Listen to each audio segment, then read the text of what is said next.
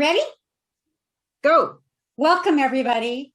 I'm Katie Wright. I am the president of HLAA California.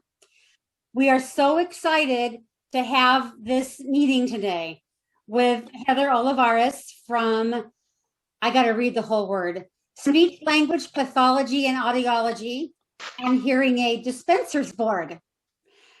They're very important in the legislation that comes through and the support what audiologists have to go through and hearing aid dispensers have to go through. Their role is very important. They're a part of the Consumer Affairs Division of Consumer Affairs. I think that's what it is. But let me tell you, we had great plans. And of course, my internet is not working. I have no Wi-Fi. So I am running this meeting from my phone's hotspot. So I don't know how good this is going to go because I also have a 7-year-old on his iPad for his schoolwork on my phone.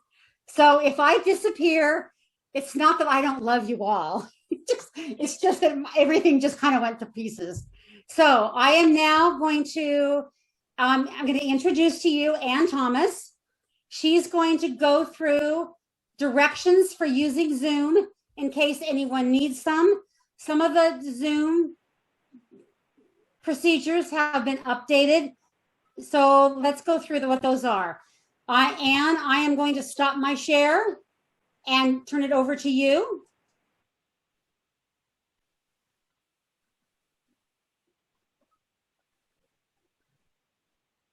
Hi, everybody. You know, all of us know that Zoom meetings aren't going away anytime soon. And we're all trying to get vaccinated as soon as possible. And we want everybody to be as comfortable as you possibly can using this technology. And so we will be continuing to provide directions on how to use Zoom for things that are important. Some of the things that we'll talk about in these directions are the captions, a full transcript, the chat window, and how to raise your hand for Q&A. Zoom has recently made some changes to captions, and what you need to do if there's a live captioner, which we should have today. Are the captions running? Yes. Okay. So all you need to do in an event like today is click on the CC button, and then at the top where that arrow is, click on Show Subtitles. You also have the ability to be able to increase the size of the font in the window that you're looking at. So next to the CC icon is an upward facing arrow, and the name for that is a caret. If you click on the caret, the drop-down window to the right shows up, and what you would click on to increase the size of the font is the subtitle settings. I personally have my subtitle settings set to the maximum amount to make it easier to read. Excuse me. I don't have a caret next to it. It's an icon for reactions. I don't either. You have to click on the CC and then you see the carets. I've clicked on it and still just got the menu of hide subtitle, full view transcript, or subtitle settings. Me too, the same thing. No caret. No caret. Oh, then just click on subtitle settings. Okay. So Zoom has also created a new option for us, which is actually wonderful. And it allows you to move the captioning text box anywhere you would like on your screen. So in the past, what would happen, somebody would have the chat window open, forget to open it, and then they interfered with the captions. So now all you need to do is click on that screen with your mouse, and you can drag it anywhere you want. You also have the ability to view a full transcript from that CC window. And some people are reporting that they're not seeing a caret. And I've never not seen a caret, so I can't address that. But in the drop-down window that opens up, one of your options is view full transcript. And if you click on that, you'll get a drop-down window on the side. And Now, that sometimes works. this can be very helpful because, you know, as we all know, sometimes there's going to be a delay before you realize that you didn't understand what was said, or you didn't understand one word, and then the captions are gone. So if you have the full transcript enabled, you can easily scroll back to see what that was. We'd like to ask that you open the chat window, just because it can be irritating if that icon bounces up and down, and up to this point, Zoom has not changed that yet. So by opening the chat window, you actually deactivate the part of that bouncing up and down. You can also move that chat window anywhere on your screen, because this pop-out box that you're looking at in number 2 will show up on the side. And if you click on the caret there, it says that an option comes up that says pop out, and that unlocks that window so you can move it around. Zoom has a new raise the hand update, and we have no way of knowing which version of Zoom all of you who are participating today are using. We recommend that everybody update to the most current version so that hopefully the directions that we give will closely match what you see on your screen. So the new place for raise your hand is within the reactions icon at the bottom of your screen. And when you click on that reactions, one of the first things that you'll see is a little menu bar, and it says raise your hand. When you click on raise your hand, a palm will show up in your thumbnail, and also in the participants view for the people working behind the scenes who will be calling on people for Q&A. The old raise the hand was in the participants window. And if by some chance you click on the reactions window and it's not there, then the next place you need to look is for the in the participants icon. And you can see the black bar there shows with a circle around it what the participants is. And in the bottom left-hand corner should be a raise your hand. And that would allow us to see in the list who's asking for a question. A feature that we've decided to highlight is the ability to be able to make the presenter's image and the actual presentation be the same size. So if you're looking at what we're talking about right now in the speaker view, it would look like similar to what is on this slide here. And if Katie's picture, right now it would be my picture, but theoretically the picture of the presenter could be smaller. And you go, oh, it's hard to lip read. I want to see them better. In the middle, there is a bar, and there are straight lines running up and down like this. And if you put your cursor over that and you press down, you can drag that bar backwards and forwards, allowing both sides of the screen to be different sizes. I really, really like this feature. I don't know if everybody else is like me, but when I get nervous, I tend to talk faster. And so that makes it harder for the captioner to hear what's being said and to caption, and also harder for all of us with hearing loss to understand. So it's just a reminder, try to remember to speak slower. And you may have people in the chat remind you, saying, hey, can you speak slower? You know, it's something that we all do.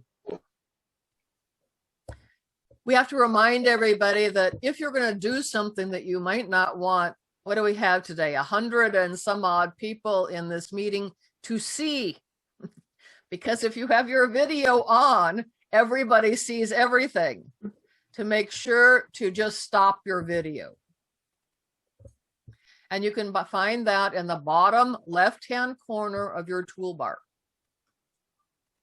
If you happen to have an external microphone, The audio is much clearer for the people participating in the meeting by using an external microphone. I'm using this external microphone. If you notice that my audio is a little better than some audio that you've been familiar with in the past. I'm going to hand the meeting back to, to Tony Barriott. So Tony, are you ready? There you go. Yes, I've got to unmute. So, yes, we are moving on with our program. I invited Ann Mundell Noel, audiologist, to answer a couple of questions for us. So let's see, Ann, are you here? I am. I have Dr. Laura Hunt with me. Okay, so I want to, yes, and Laura Hunt, they're from Amazing Hearing in Laguna Woods, California. So we have people from all over California here. So Ann, first we want to try to understand what is a locked hearing aid? I'm going to have Dr. Laura Hunt start that conversation, and then I'm going to follow up. So Laura? Sure, thank you. So a locked hearing aid refers to hearing aids that have proprietary software. And proprietary software means that only the provider who sold that hearing aid or someone within that same network can access and adjust the hearing aid programming. So that comes along with some limitations for the consumer. Some common companies that use proprietary software include Miracle Ear, Beltone, New Ear, and Audible. There's also a group called Audiology that will work with hearing aids and be able to use well-known manufacturer names on the hearing aid itself. So it might appear to be something that is not locked with proprietary software, but could still be locked. And in that case, Audiology will have, for example, a hearing aid that says Oticon AGX.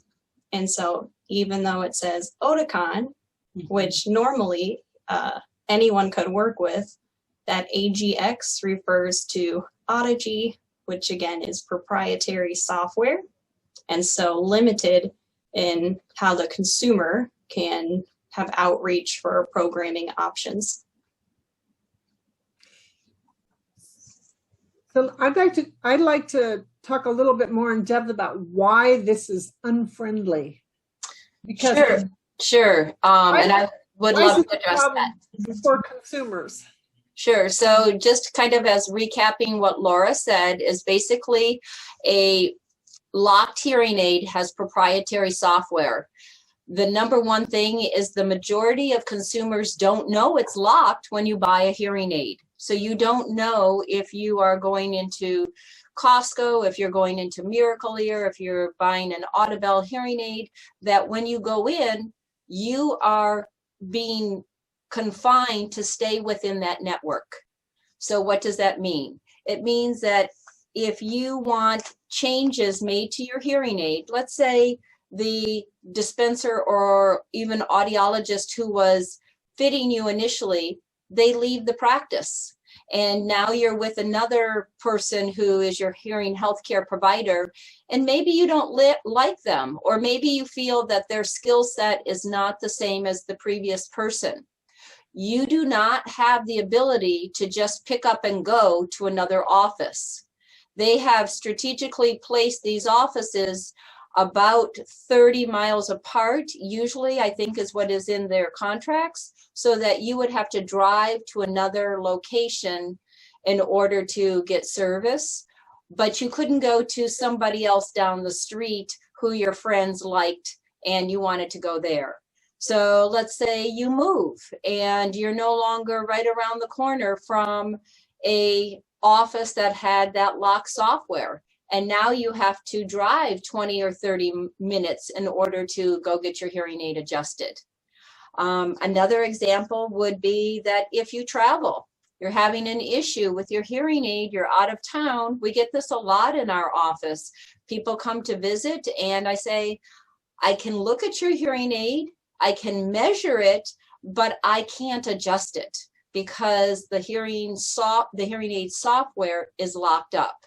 So when we say it's locked up, that means that as a hearing healthcare provider, I cannot look it up and make adjustments to the programming or to the software. Another reason that you may not want to have a locked hearing aid is that if you wanted to have more testing done, in our office, we do something called real ear measurement. We measure in real time to make sure that the hearing aid is working exactly the way it's supposed to. And I can come in and do that real ear measurement, but if I find that the settings are not exactly correct, I have to send you back to the person who maybe doesn't have this equipment and say, these are the changes you need to make to your hearing aid. So overall, the biggest disadvantage is that the patient does not have the flexibility to go wherever they would like to go in order to have their hearing aids adjusted. That's great. Thank you so much. Dr. Laura Hunt, thank you. And Anne, thank you very much. Mm-hmm. So now if we're a little grounded in what a hearing aid is, or what a locked hearing aid is, I now want to introduce you to Heather from the State Licensing Board. So that's Heather Olivares. And again, thank you, Anne and Dr. Laura and Heather. Good afternoon, everyone. I have here with me from the Speech Language Pathology and Audiology and Hearing Aid Dispensers Board, the Executive Officer and Assistant Executive Officer. So they'd like to introduce themselves and a little bit about our board, and then I'll get into our presentation today on the legislative process and a bill that will be addressing locked hearing aids. So if you can turn it over to Paul Sanchez first, he'll introduce a little bit about the board. Good afternoon, everyone. My name is Paul Sanchez, and I'm the Executive Officer of the Speech Language Pathology, Audiology, and Hearing Aid Dispensers Board. We're actually under the Department of Consumer Affairs, and recently we've had some examples of where oversight of the government or oversight has failed and had some severe consequences on consumers. The reason that we exist as a board is to protect consumers. Our primary mission is to carry out our job and ensure that people are properly licensed, that there's regulations, legislation in place that protects the public, and to enforce those laws. So a few years ago, I was with you and I had the privilege of presenting there and talked about consumer protection. So today, again, we want to talk about some very important issues related to legislative engagement, how you actually can make a difference, and talk about this very important effort that's being undertaken in the legislature with this legislative bill. So we have two very good presenters with us that are going to be with you, and I want to introduce them to you. First off, as you just met Heather Olivares. She's our DCA legislative analyst, and she actually came to us when she was working on another very important consumer protection bill with hearing aid dispensers. After working closely with her, we saw an opportunity for her to come and work with the board. So we're really happy to have her as part of our team. And we have with us another team member who's our assistant executive officer, Charisse Burns. And Charisse runs the day-to-day operations of the board and came to us from another consumer protection organization, the Board of Psychology. So without any further delay, I'm going to turn this right back over to them. You're in good hands. And I want to thank you for taking part in this and for just allowing us to present to you. Have a great day. Okay, thank you everybody for joining us for navigating the legislative process, how to make your voice heard. I'm going to go ahead and share my screen, which is the PowerPoint presentation that is also available on the HLAA website. Okay.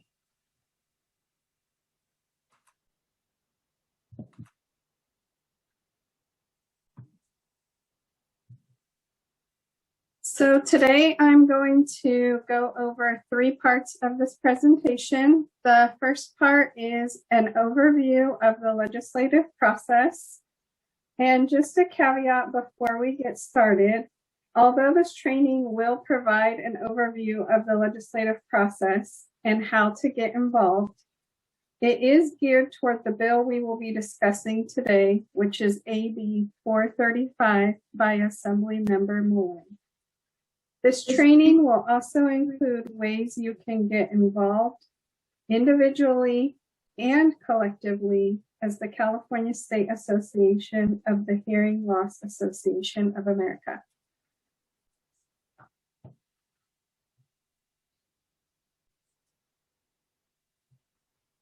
So as you may know, the California legislature consists of 2 chambers, the Assembly and the Senate.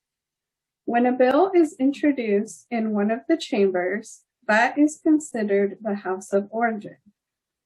For the bill we are discussing today, AB 435, the House of Origin is the Assembly, and the process will be as follows. The bill will first be heard in the House of Origin in the Assembly Business and Professions Committee. If that bill passes that committee, it will then be heard in the Assembly Appropriations Committee because there is potential for a fiscal cost for this legislation. Once the bill passes the Appropriations Committee, it will go on to the entire Assembly floor for vote by all of Assembly members. Once the bill has passed that process, the process repeats itself in the second chamber, in this case, the Senate. The bill will again be heard in a committee, which is the Senate Business and Professions and Economic Development Committee. Once it passes that committee, it'll go to the Senate Appropriations Committee, and then will be voted on the floor by all of the senators. If during any of this process the bill is amended in the second house, it will need to go back to the first house for all the Assembly members to vote on those amendments. Once that process is completed, it goes to the governor, where he has 30 days to sign or veto the legislation. If he signs the legislation, it will become effective in January of the following year. Provided with the materials on your website is the 2021 tentative legislative calendar that provides a timeline for how this process works. So, some ways you can get involved both as an organization and as individuals is to submit a letter of support, attend a committee hearing, provide committee testimony, and contact your legislators. And I will go through each of these steps. The first step is to submit a letter to the author of the legislation. In this case, that is Assembly Member Kevin Mullen. So included on this screen is the address of his Capitol office where you can send letters of support. We have also provided a stakeholder sample support letter that can be tailored to your organization and sent collectively as the Hearing Loss Association of America, the California State Chapter. However, as an individual, you can also submit your own letter of support. And some things you would want to discuss is how locked hearing aids have negatively impacted you. Any examples you can provide of personal experience are really persuasive to legislators to help encourage them to support this bill.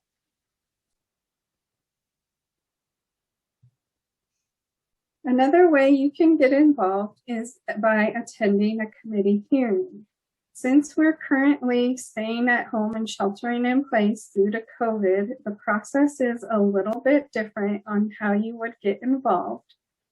But there is opportunity to watch online in a live stream, and I'll get into that in a minute. But first, this bill will be heard in Assembly Business and Professions Committee, and I've included a link to their website. Due to the timing of how the process works, we anticipate this bill being heard sometime in March or April. And then to allow the legislative process to continue, this bill most likely won't be taken up in the Senate Business and Professions and Economic Development Committee until sometime in June or July. Our board will be keeping your leadership updated by sending a notification when AB 435 is scheduled for a committee hearing. That would be a good time to submit a letter of support from your organization to the chair of the committee. And included in your materials is a position letter portal document that provides instructions on how to do that.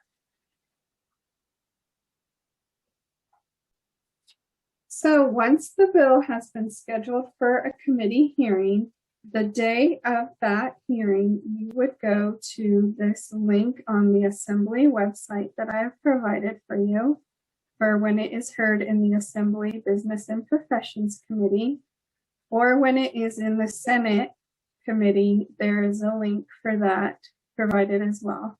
And that would provide you the link to the committee hearing for that day.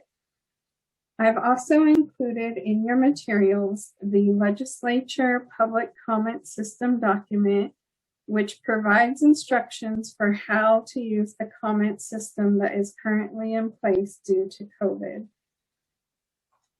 Generally, unless a bill is very controversial, it is best to provide committee testimony as a unified organization rather than a large number of individuals providing testimony. It is best to designate someone from your organization to speak on behalf of your organization, and some information you would want to include when you speak are the number of people your organization represents and some examples of how locked hearing aids have impacted your members.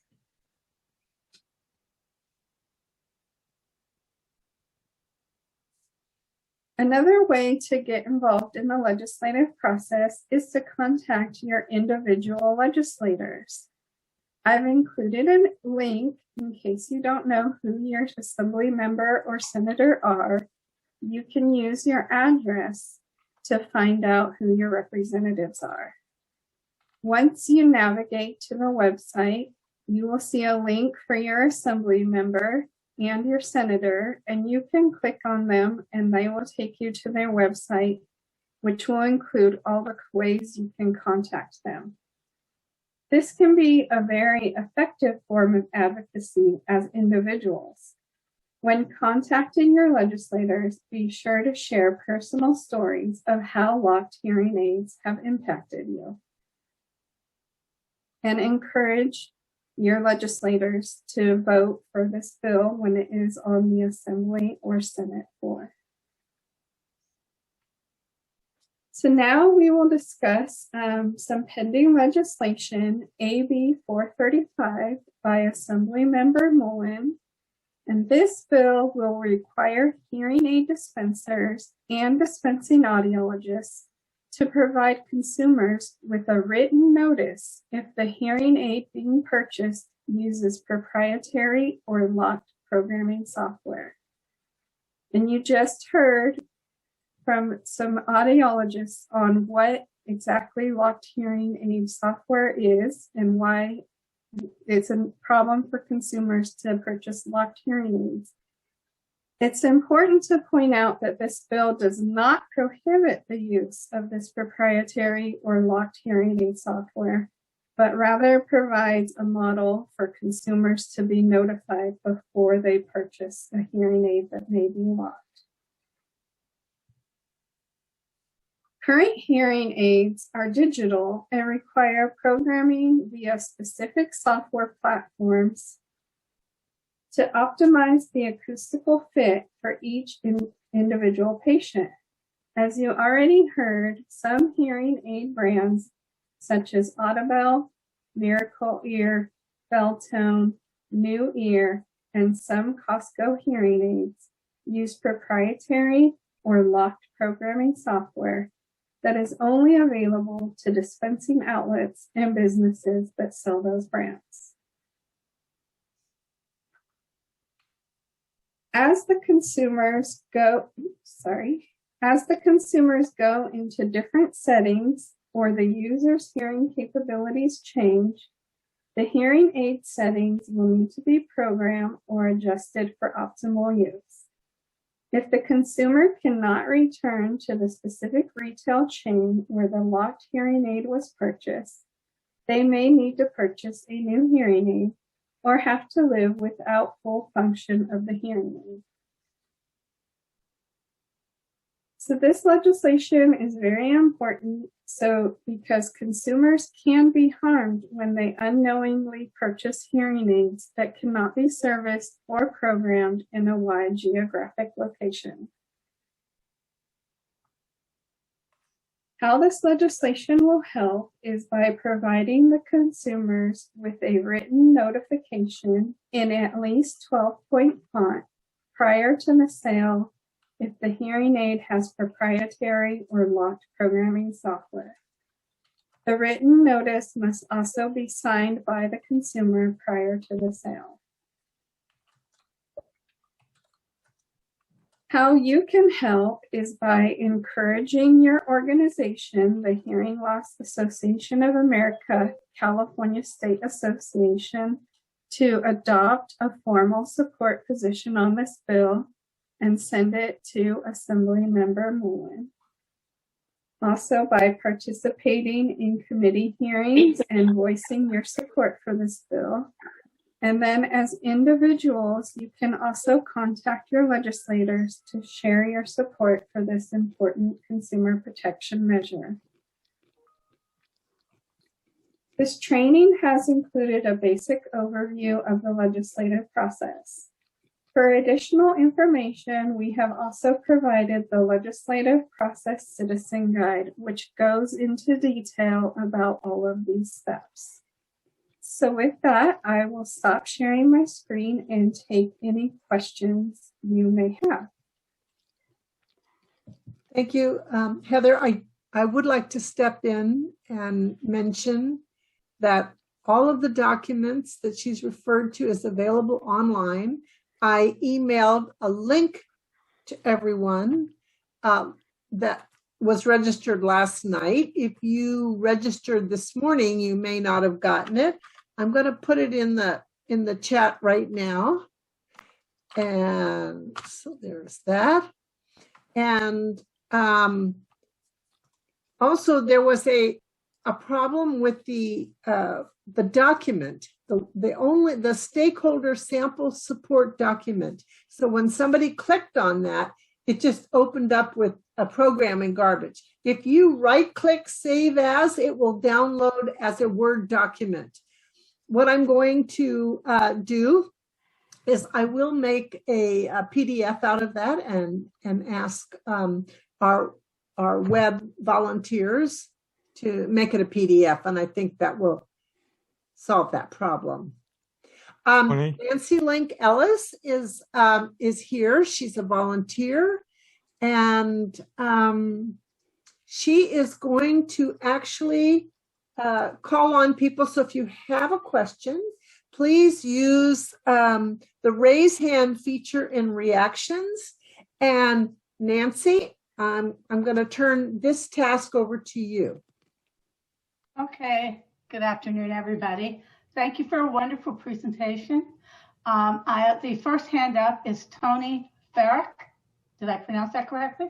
Yes. Please unmute yourself and go ahead. Okay, thank you, Paul and Heather, for moving on this. This is really important. One thing that's not clear to me, though, and I think is important, especially for people that are new to hearing loss, is having a that patient sign a form is great. But I think the things that that were mentioned by Ann, the audiologist, about travel, that should be in the paperwork that that patient signed, letting them know, the ramifications of signing that this is what you agree, if you're going to be traveling and if your audiologist moves. And I'm not sure that that's going to be written down on the form currently that the patient has to sign. Is that correct? So the notification is actually just going to provide information that the hearing aid is locked using proprietary software and won't be able to be serviced or programmed at other outlets not affiliated with that company. The challenge we have is the current paperwork that you're provided when you purchase a hearing aid already has a number of requirements of language on warranty and other language that's required to be on the receipt. So we're trying to strike a balance where the consumer will be notified while also keeping in mind that this document is already quite lengthy. So there's some limit in what the notification can say. Okay, I'm not seeing any other hands up in the virtual hand. Ann, would you give that instruction again, how to do it? If anybody has any questions. Yeah, I've noticed in other meetings that there are people that are waving their hand like crazy. But we have, at this present moment, we have 72 people here, and we can only, we can't see everybody. We can't see you waving your hand. So you have to use the raise hand feature. It's in the reaction. Tony, I'll pull it up. Icon. Okay, thanks, Barbara. Okay. Barbara Dagan, you're next. Please unmute yourself.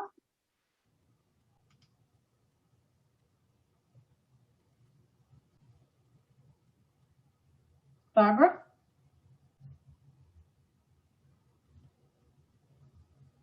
Did I lose you? Barbara Dagan? Thank you. This is Barbara Dagan. Okay. Hi. I have a two-part question. The first one has to do with the history of this. Is this something new, this proprietary legal requirement of using the original provider of the device, or has this been the case since the very beginning? And the second question is about, does this also, is it likely to affect cochlear implants as well as hearing aids? Thank you. Okay, so I will defer to, if the audiologists are still on this call, if this is new. I would imagine that it's new in so much as the technology has become available for hearing aids to be programmed using computer software, and that this issue has kind of grown since that technology has been developed. But I would definitely defer to the audiologists if they're still available. And as for the issue on the cochlear implants, this would not impact that, as this is only geared towards these hearing aids that use proprietary software. So we are still here on the link, and I would love to address that. And you, Heather, are exactly correct as far as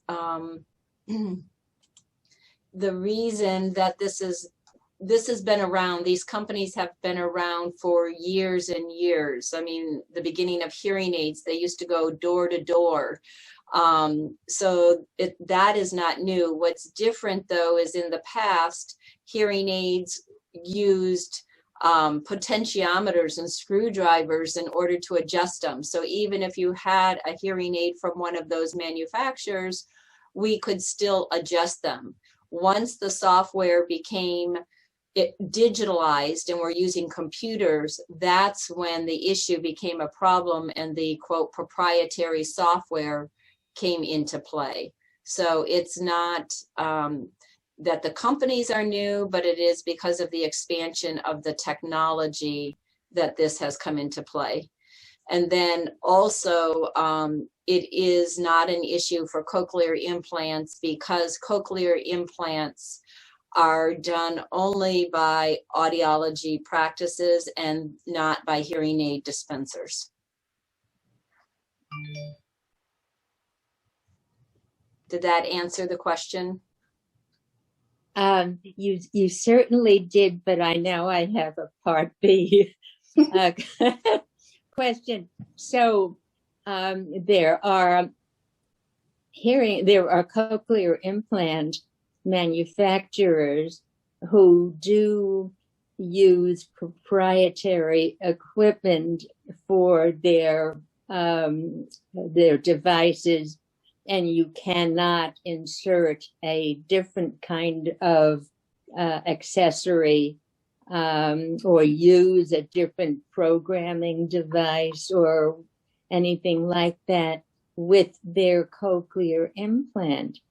It's sort of similar, isn't it?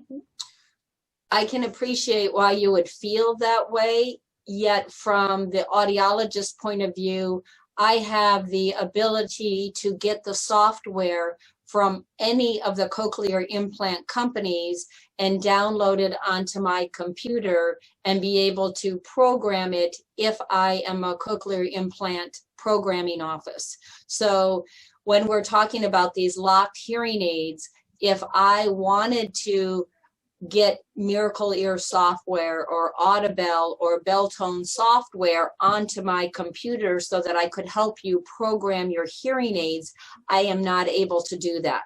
That's what's locked. They've locked their system so that only the offices who are franchised with them have the ability to adjust them. Does that make sense?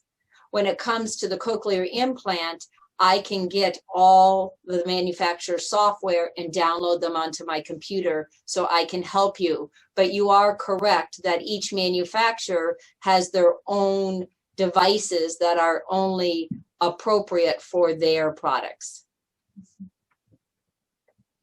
Okay, Connie Lockhart, you're next. Please unmute yourself. I think you're still muted. I'm sorry, I was muted. I think my question might be directed for Anne as well. It seems to me, it would be, I know engineers that work with software. They have their own professional organization that polices that everybody uses it correctly. And I'm wondering why this has to get to the government level for approval. Why can't the audiologists band together to handle something that doesn't seem fair like this? And, you would think a simple court case could just make them add something to a form or be required to tell their people that this is locked.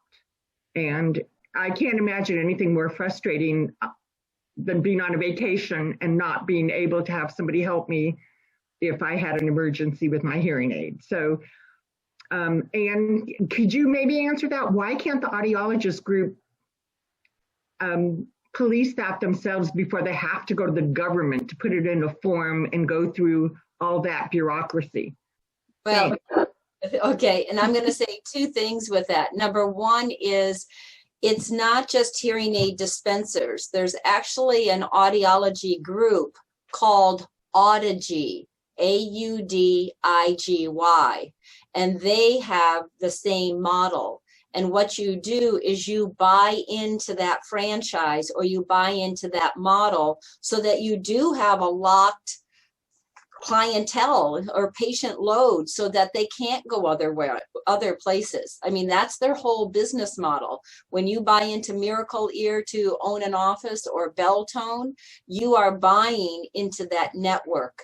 And so it's not like as audiologists, we can go in and say, well, you have to have a different business model and let us in. No, they pay a lot of money in order to buy that franchise.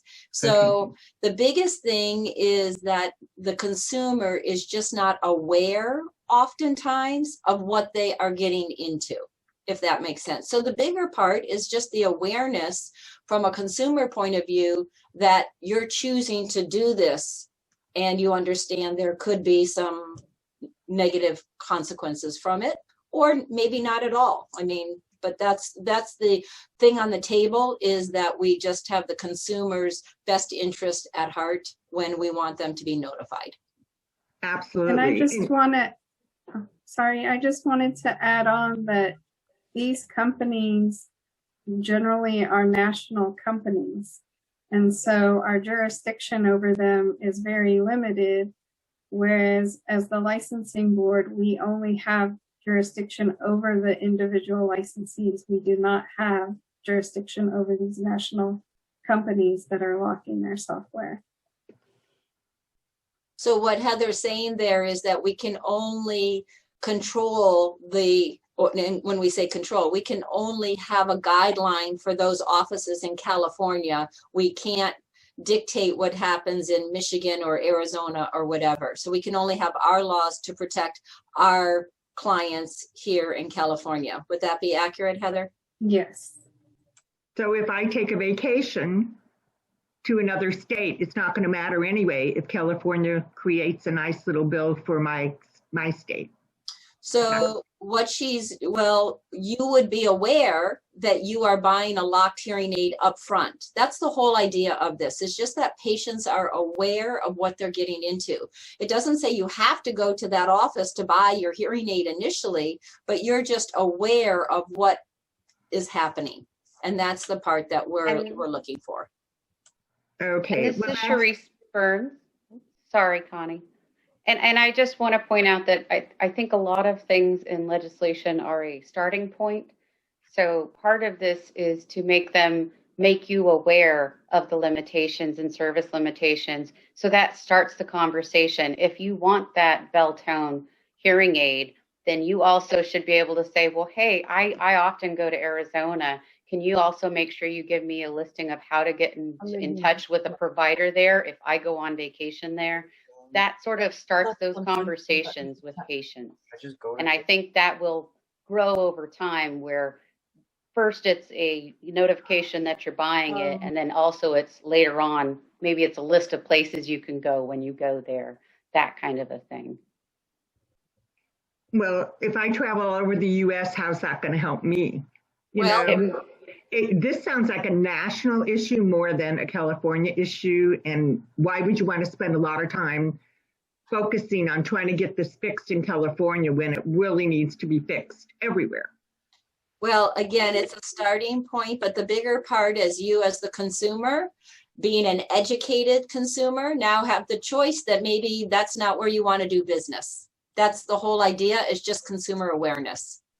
I agree, and that's great. And there's so many Facebook groups for hearing loss people, and everyone participates across the nation. So you would, once like a meeting like this, the word gets out and everyone realizes, the fact about the locked hearing aids, but also what are we going to do to change that, nationwide rather than just in one state at a time. But I really appreciate your answers. I think this is just really great to open this up.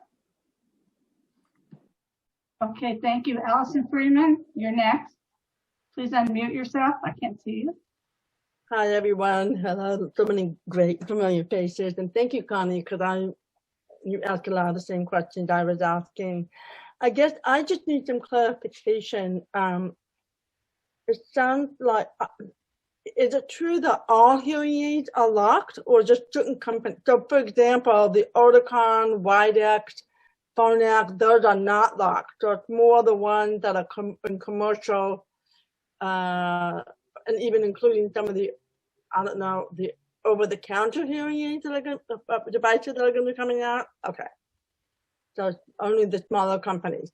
No, it's not the smaller companies. It's the national ones that have franchises, such as the Miracle Ear, the Beltone, the Audible. But more than that, some Costco hearing aids, the Phonak hearing aid at Costco used to be locked, and in the last few years, they've unlocked it.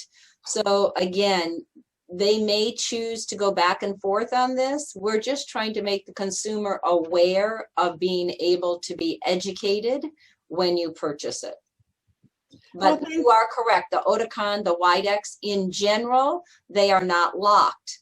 But if you bought an Oticon hearing aid from Audiology and it said Oticon AGX, that is a locked hearing aid. Right. So you just as the consumer, you just need to be aware, and that's the purpose of this bill.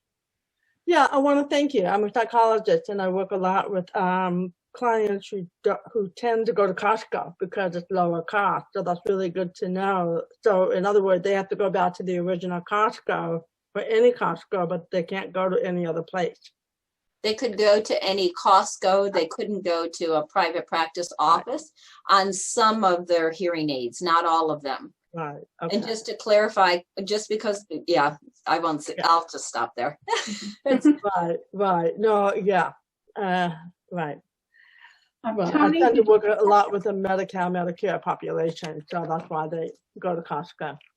But thank you. Great information. Tony, did you have a question? No. No?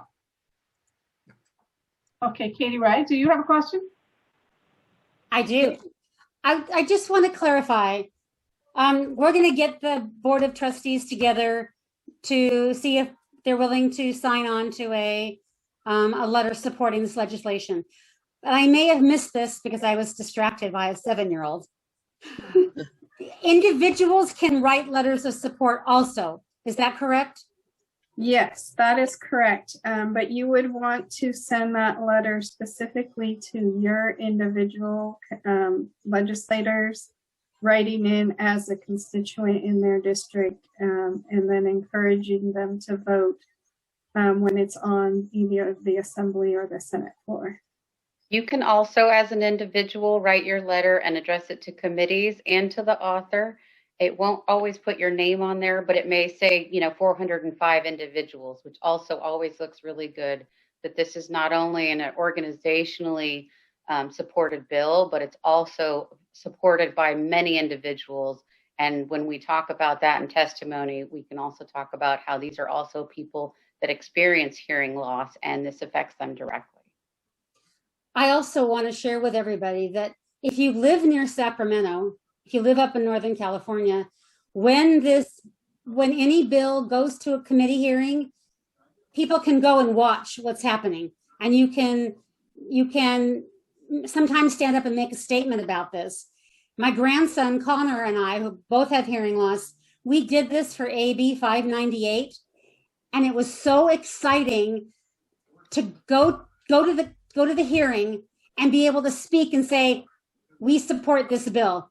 And it was for make the insurance companies pay for hearing aids for children. So if you live near Sacramento and you pay attention to when this bill is going to committee, try to go to the hearing. It's fascinating. And just to add on to that, now that we're living through COVID, they've actually made committee hearings accessible online, and the process to testify using a telephone phone-in system. So I included on your website has been posted information how to do that. Awesome. Thank you. That's it.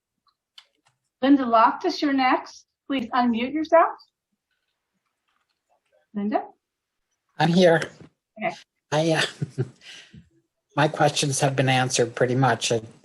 This is a nationwide problem, so and I think people are asking whether the National HLIA Association is also going to be supporting. But I agree. I think that we need to start somewhere, and it's great that you're doing that. So I'm enjoying the meeting. Thank you.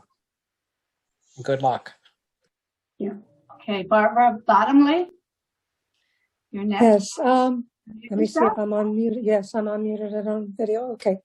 I just wondered, I was just curious about if anyone has looked into what the impact cost-wise on the hearing aid, what this might have an effect on them, that they obviously.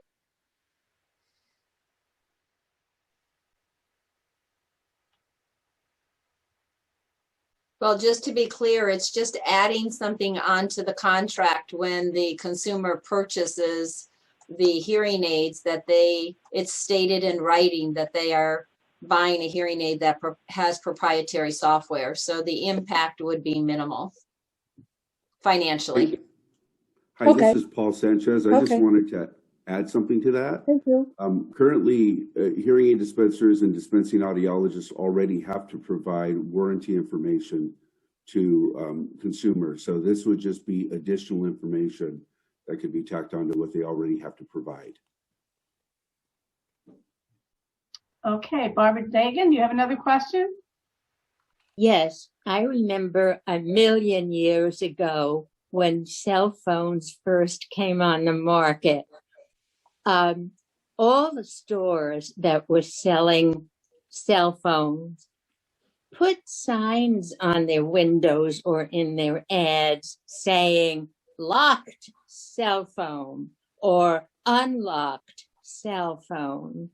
I had no idea what that meant at that time. I didn't have a cell phone, so I paid no attention. It's only right now, when I first read the email about this meeting, that suddenly I put this all together. So now I understand the main issue is consumer awareness that they are getting themselves into a situation where they might not have the freedom to reprogram or whatever. Isn't this the same situation as with the cell phones? And how did they manage to get legislation that required them to announce this to the public? You know, I wouldn't really be aware of that. Not familiar with the legislation for cell phones. But our efforts are somewhat limited as the licensing board to only be able to make changes for our licensees. Like I mentioned earlier, these are national companies, and so our jurisdiction just doesn't expand that far. While we definitely be supportive of, you know, a more national model for providing consumers with this notification or even preventing this practice to begin with, unfortunately, that's just outside of the jurisdiction of our board. Okay, I believe we have time for one more question. Tony?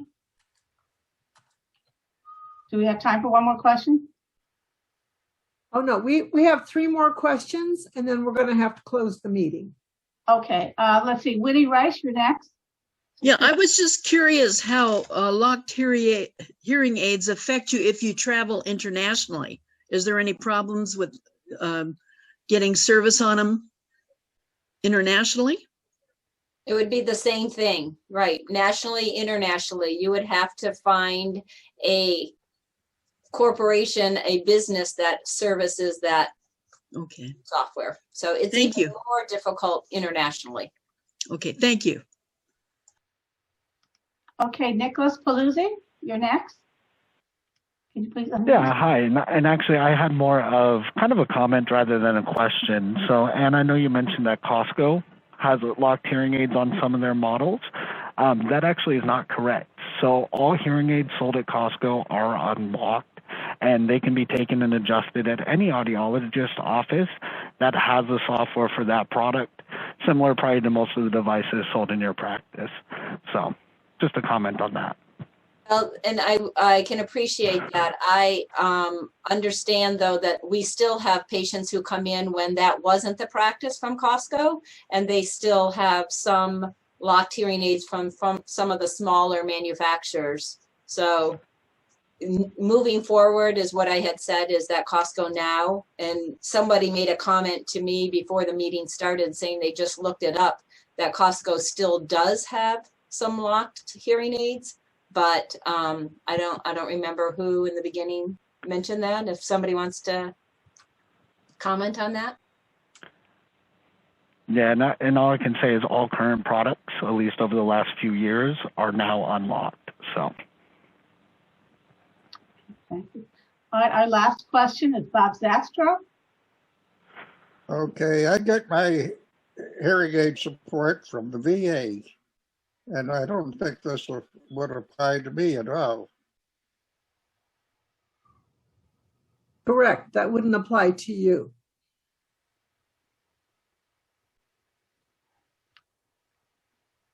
Ann Thomas, your hand is up.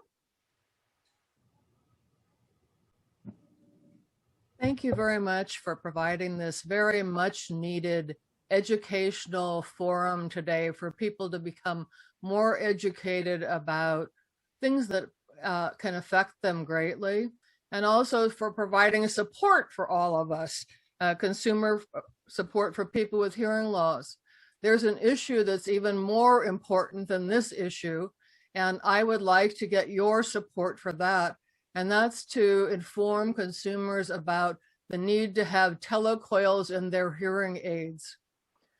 If audiologists and hearing aid providers do not tell us about that option, and from the membership in our organization, most consumers don't know anything about that, you're denied access to ADA mandated disability access for our hearing loss with assistive listening systems, which are the things that would be in major theaters. You couldn't go to a play, you couldn't go to a lecture. There are thousands of things that you can't do because you can't access them without a t-coil in your hearing aid.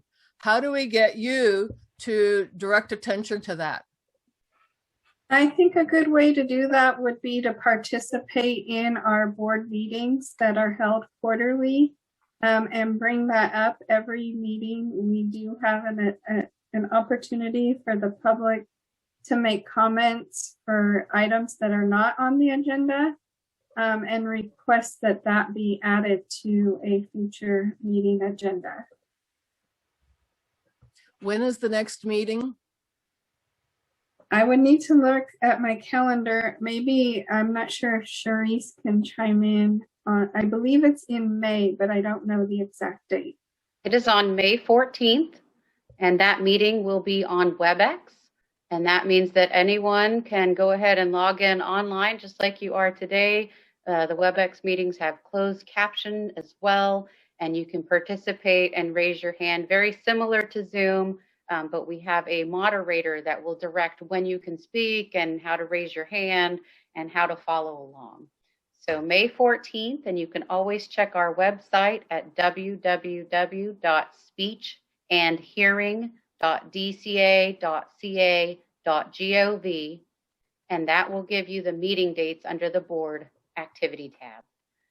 So we always welcome people to come and provide public input. There is always a agenda item for issues that are not on the agenda, and to ask the board to please agendize those, and that would be the perfect opportunity for that comment and to bring up the issue so that the board and the practice committees can take it up. Thank you, Charisse. Thank you so much.